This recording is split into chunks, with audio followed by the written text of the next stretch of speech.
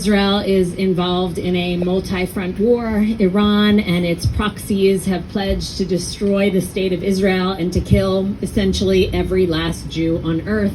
Our friends, many of them, our friends and allies, have joined with our enemies to spread blood libels against us, and even some of our own children and members of our community are believing these lies about us and have abandoned core parts of who they are, their peoplehood and their connection to Israel.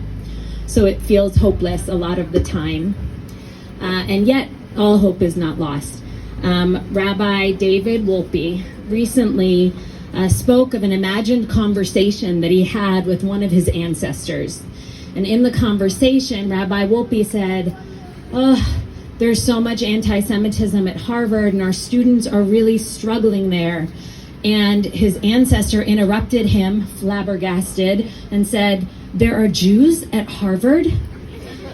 And then he continued and he said, yes, there are Jews at Harvard, but there is so much hatred against our country, against Israel. And again, his ancestor interrupted him and said incredulously, there is an Israel? So I too think of how my ancestors, and in particular my Holocaust surviving grandparents, would have reacted to what happened on October 7th and to the war that we've been engaged in since, if they were still alive today.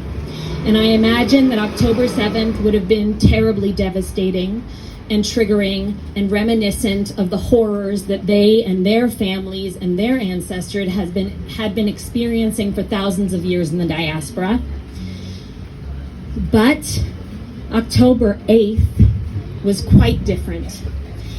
And October 8th would probably have filled them with the same level of flabbergasted incredulity, wait, that's not right, that Rabbi Wolpe's ancestors felt, right? They would have thought to themselves, this is different. The intention and the savagery that took place on October 7th was what we saw in Kishinev and Baghdad and Hebron. It's very familiar to our people. But October 8th and 9th and 10th and every day since then has been different and new in incredibly important ways. Because once upon a time, when horrors would come and visit our people, and when our people would be raped and mutilated and burned, and our communities would be destroyed and pillaged, the day after was just another day where I imagine the members of the community would gather around the survivors and try and put back together the shattered people and shattered buildings. But at the end of the day, there was nothing else to do other than wait for the next pogrom. Today, we have a country. We are no longer a stateless, weak people in the diaspora floating about waiting to see who's going to kill us next.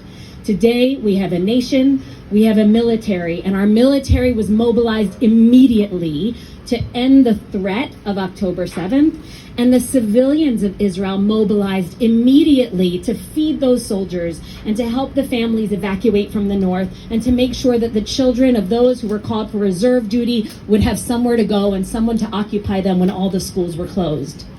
Today, on October 8th and 9th and 10th, and since then, the United States and diaspora Jewry has mobilized to help protect Israel.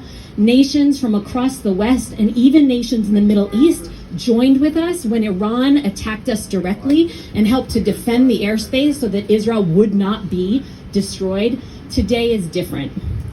And so I just want us to remember that. I want to remember that. I know how easy it is to fall into a deep, dark hole of despair about everything that is happening. But today is not the same. We are not the same. And we will prevent the next pogrom.